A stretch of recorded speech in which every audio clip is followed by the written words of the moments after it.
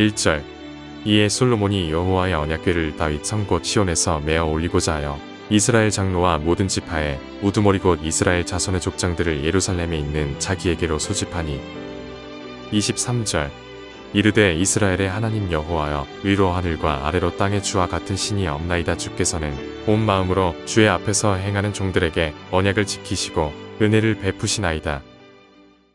오늘 아침 우리가 열왕기상 8장의 말씀을 한번 살펴봅니다. 열왕기상 8장은 이제 솔로몬이 성전을 완공하고 그리고 이제 그 성전 봉헌식을 하는 그런 내용입니다. 그래서 성전의 완성이라고 하는 것이 무엇인가 하는 것을 제일 먼저 우리가 기억을 해야 됩니다. 건물을 지었다고 해서 성전이 완성되는 것은 아닙니다. 건물은 완공은 되는데 성전의 어떤 진정한 의미를 가진 완성이라고 하는 것은 그 성전 안에 지성소에 하나님의 언약궤가 들어오는 것, 이것이 이제 성전의 완성입니다. 그러니까 언약궤라고 하는 것이 이제 모세가 만들었던 그 광야에서 만들었던 언약궤, 모세의 성막에서 이제 광야에서는 이렇게 진행을 하고 돌아다니다가 그 다음에 가나안 정복을 하면서 실로의 성막에 있었다가 실로의 성막에 있다가 이제 엘리의 두 아들 홈니와 비느하스가 블레셋하고 전쟁하러 갈 때 언약궤 메고 갔다가 잃어버립니다. 빼앗깁니다. 그때부터 언약궤는 이제 블레셋 사람 손에 있다가 그 다음에 또 이스라엘로 돌아오긴 했지만 여전히 실로의 성막으로는 돌아오지 못하고 또 이래 산에 사는 아비나답이라든지 이런 다른 사람들의 집에 그냥 들어가 있게 됩니다. 그래서 사울 시대의 40년은 언약궤가 방치가 되어 있었습니다.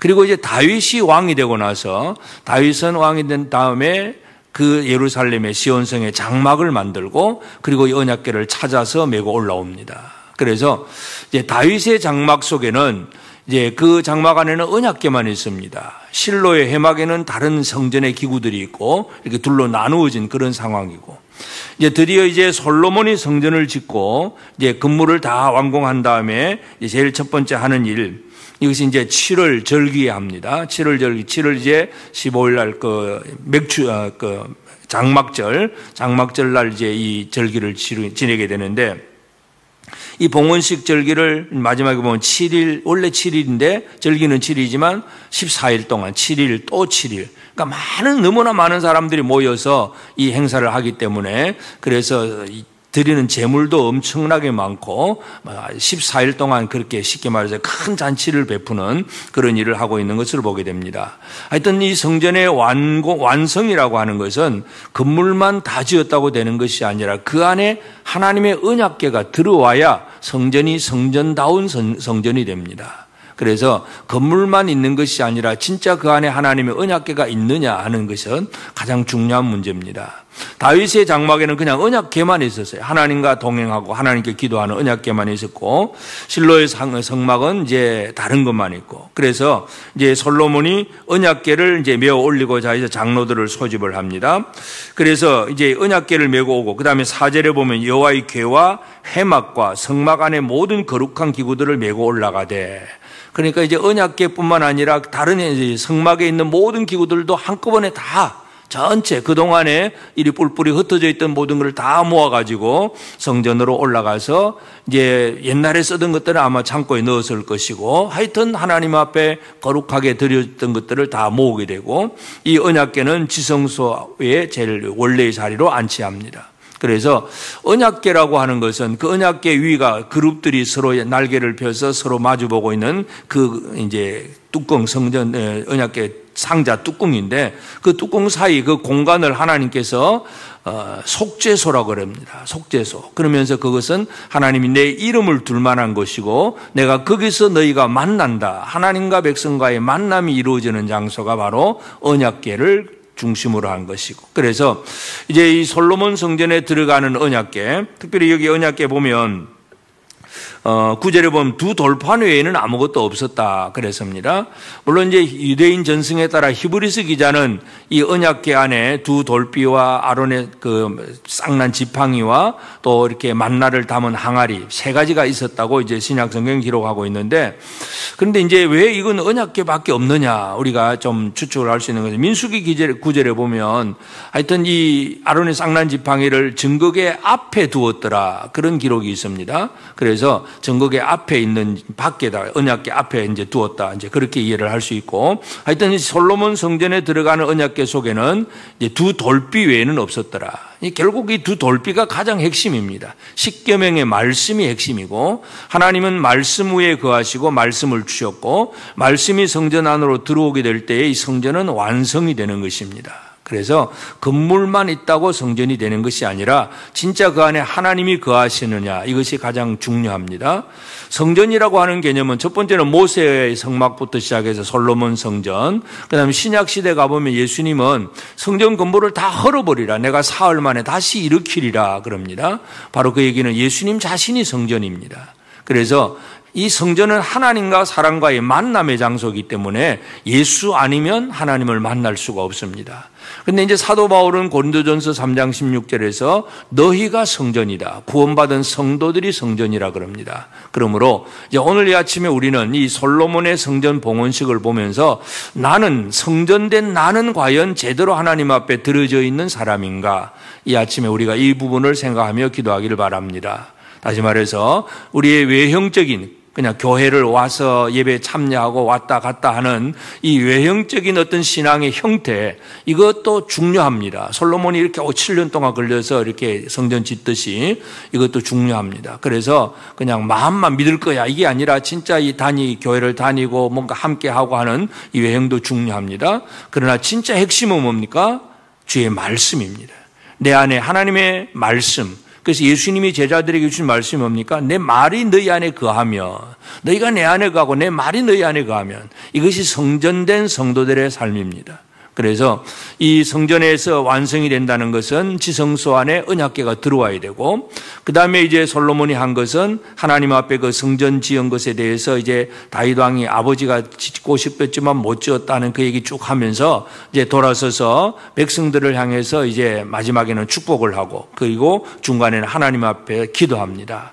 그러니까 성전의 기능이 뭐냐? 성전의 기능은 이제 솔로몬이 이제 하나님 앞에 늘 이제 백성들을 위하여서 기도하는 거, 22절부터 보면 여호와의 제단 앞에서 온 회중과 마주서서 하늘을 향하여 손을 들고, 그러면서 여러 가지 많은 기도의 제목을 가지고 기도합니다. 전쟁을 하고 뭐 적군의 포로가 되고 전염병이 생기고 기근이 생기고 여러 가지 많은 일들을 할 때마다 하나님, 그들이 성전을 향하여 손을 들고 기도하거든 계신 곳 하늘에서 들으시옵소서. 하나님은 하늘에 계시지만 성전을 통하여 백성들에게 응답하시고 함께 하신다는 것, 이것을 분명히 강조합니다. 그래서 성전은 말씀으로 언약궤로 완성이 되고, 그리고 그 성전의 기능이라고 하는 것은 하나님을 향한 기도가 이루어집니다. 하나님께서 그 이름을 두신 곳이기 때문에 우리가 예수 이름으로 기도함으로써 성전에서 하나님을 만나는 그 일들이 지금도 이 아침에도 우리에게 이루어지고 있습니다. 그래서 이 하나님을 향한 다양한 기도의 제목들이 있습니다. 그리고 또 마지막에 이제 솔로몬이 기도를 다 한 다음에는 백성들을 향하여 축복을 합니다. 백성을 향해서 축복을 하면서 이 축복이 그냥 뭐 복 받으라 이런 정도의 개념이 아니라 54절부터 보면 이제 축복하여 55절 온 회중을 향하여 축복하며 이르되 하면서 축복을 하면서 축복의 결론이 뭐냐 하면 64절에 보면 그의 계명을 지킬지어다. 그러니까 말씀을 선포하는 거예요. 축복이 결국 말씀을 선포하는 거. 결국 하나님의 성전에서 이루어지는 거, 하나님을 향한 기도, 백성들을 향한 말씀의 선포, 이런 것들이 이루어지는 것이 진정한 성전의 기능이고, 그 다음에 이제 그 모든 제물들을 드리면서 큰 기쁨을 온 백성들이 함께 누리는 것, 이것이 성전에서 이루어지는 일들입니다. 그래서 오늘 이 아침 우리는 이 열왕기상 8장의 내용, 기도문이 아주 깁니다.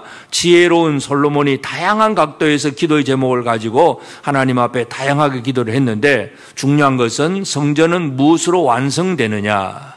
지성소 안에 언약궤가 없으면 성전은 건물만 있을 뿐이지 성전다운 성전이 아닙니다. 하나님의 말씀이, 하나님의 영이 우리 가운데 들어오셔야만이 우리는 성전된 우리가 됩니다. 그리고 성전되었으면 여기에서 이루어지는 일이 하나님을 향한 찬양과 기도, 그리고 주시는 말씀을 받는 일들, 이런 것들이 이루어져야 성전의 기능이 회복이 되고 또 성전에서 주신 하나님의 놀라운 은혜를 누릴 수가 있습니다. 그래서 오늘 이 아침 우리는 이 솔로몬 성전, 아주 거대하고 화려하고 아주 웅장한 성전이지만 그러나 그것이 아무리 웅장해도 내가 성전임을 잊지 않고 사도 바울이 말한 대로 너희 안에 성령이 거하시는 성도들이 성전임을 깨닫고 내 안에 주의 말씀이 있는가. 말씀을 잃어버리면 성전이 아닙니다. 외형적인 신앙의 삶도 중요하지만 내 안에 가장 핵심적인 거 이 주의 말씀이 우리 안에 거하고 하나님과의 언약의 관계가 이루어지고 그로 말미암아 이제 또 성전은 기능을 발휘해야 되는데 늘 하나님 앞에 기도하고 또 주의 말씀을 듣고 또 모인 자들이 함께하는 이 교제하는 일들 이런 것들이 다 이루어지는 이 종합적으로 이루어지는 성전된 삶을 제대로 살아나가는 우리 모두가 되어서 오늘도 우리 예배당에 모일 뿐만 아니라 내 개인 각자가 성전임을 깨달아 알고 하나님 앞에서 믿음으로 바로 서서 함께 주의 복을 누리는 모든 성도들 꼭 되어지기를 주의 이름으로 축복합니다. 기도하십시다.